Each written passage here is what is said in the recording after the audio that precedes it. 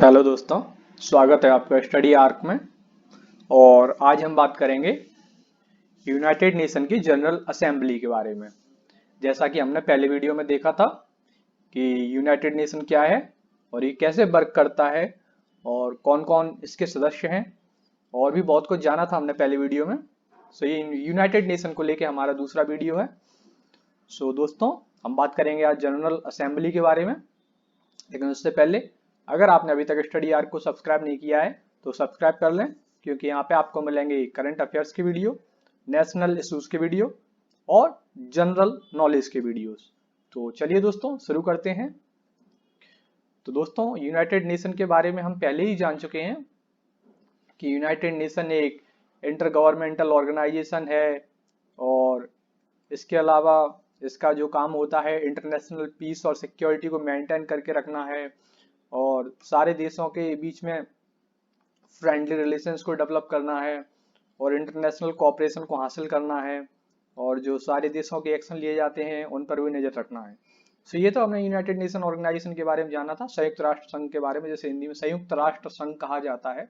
और ये है उसकी आलीशान बिल्डिंग, देख सकते हैं आप लोग। यहाँ पे सारी कंट्रीज के फ्लैग्स लगे हैं। 193 कंट्रीज हैं जो इसकी सदस्य हैं वर्तमान में।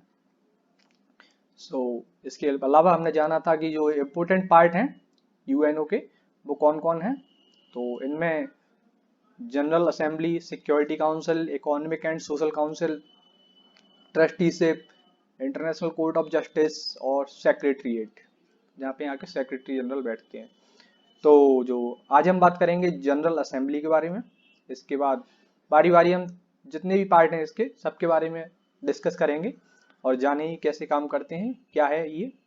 जनरल असेंबली के बारे में अगर हम जाने तो जो यूनाइटेड नेशन की जनरल असेंबली है, इसको महासभा कहते हैं हिंदी में, और इसके अलावा फ्रेंच में असेंबली जनराले कहते हैं, एजी। और इसके जो 6 प्रिंसिपल ऑर्गन है यूनाइटेड नेशन के, 6 मुख्य भाग, उनमें से एक है ये महासभा। और इसका जो मुख्य काम होता है वो होता है महत्वपूर्ण प्रश्न जैसे शांति एवं सुरक्षा से जुड़े मुद्दे, नए सदस्यों को प्रवेश और बजट निर्णय के लिए 2/3 बहुमत की जरूरत होती है। और इसका जो काम होता है वो ये होता है कि policy banana, representative organ of the UN, ठीक है। जो देश हैं और जो यूएन के अंदर जो पॉलिसी बनाई जाती हैं वो जनरल असेंबली बनाई जाती हैं। और इसके powers, composition, functions and procedure और इन सब के बारे में जो व्याख्या दी गई है वो यूएन का जो चार्टर है उसके चैप्टर 4 में दी गई है। और जो जनरल असेंबली है, महासभा, ये budget making, appointing the non permanent members, अस्थायी सदस्य जो होते हैं यूएन के, इनको जो नियुक्त किया जाता है वो यूएनजी के द्वारा ही नियुक्त किया जाता है, और इसी में डिसीजन लिया जाता है किस देश को शामिल करना है और किसको नहीं, सिक्योरिटी काउंसिल के लिए, मतलब सुरक्षा परिषद के लिए।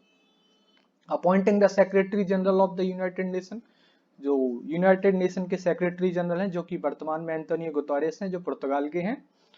तो इनकी नियुक्ति भी इन्हीं के थ्रू हुई थी। और receiving reports from other parts of the UN system, मतलब जो यूएन के अन्य जगह सिस्टम्स हैं वहां से रिपोर्ट्स को लेना और उसके आधार पर किसी पॉलिसी को बनाना, किसी के ऊपर एक्शन लेना। और रिकमेंडेशन थ्रू रेजोल्यूशन, जो रिकमेंडेशन बनाई जाती है बहुत सारे देशों के लिए कि किस देश को किस स्थिति में रहना चाहिए, क्या करना चाहिए, शांति स्थापित करनी चाहिए या फिर किसी दूसरे देश से कैसे रिलेशन स्थापित करनी चाहिए, बहुत सी बातें यूएन बताता है। और इसके अलावा जो यूएनजीए का है, इसमें सभी देशों के प्रतिनिधि शामिल होते हैं।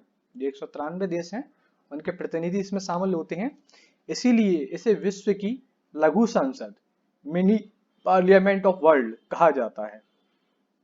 लेकिन प्रत्येक देश इसमें सिर्फ 5 प्रतिनिधि भेज सकता है, परंतु उसका वोट सिर्फ एक ही होगा।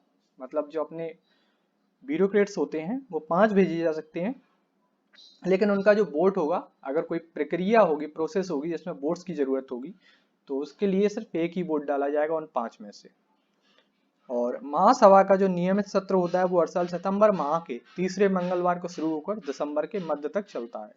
मतलब सितंबर माह के तीसरे मंगलवार को और दिसंबर के मध्य तक चलता है, मतलब 15 दिसंबर तक चलता है। और प्रत्येक नियमित सत्र की शुरुआत पर महासभा एक नए अध्यक्ष, 21 उपाध्यक्ष और महासभा की 7 मुख्य समितियों के अध्यक्षों का चुनाव करती है। सही लगता है ये आपको समझ में आ गया होगा।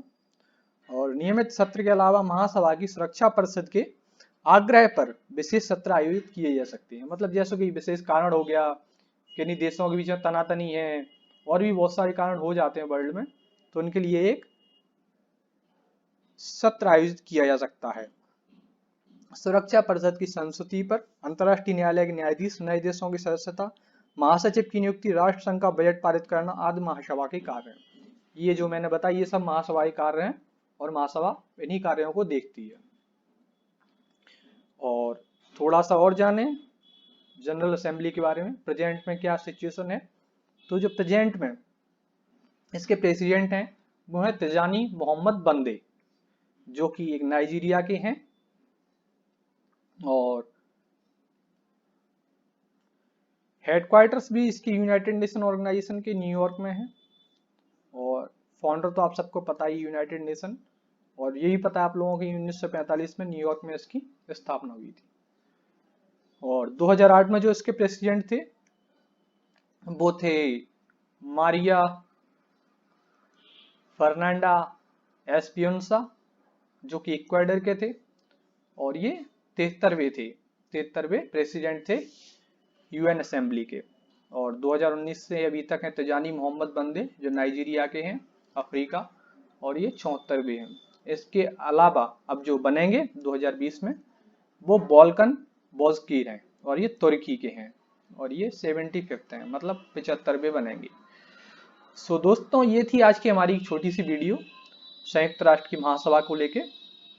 सो अगर आपको वीडियो पसंद आई हो तो वीडियो को लाइक कर दें, शेयर कर दें और चैनल को सब्सक्राइब कर लें। और इसके अलावा अब आप हमें फेसबुक पर भी फॉलो कर सकते हैं, स्टडी आर्क भानु, और इंस्टाग्राम पे हमारी इंस्टा आईडी है study arc dash. Thanks for watching.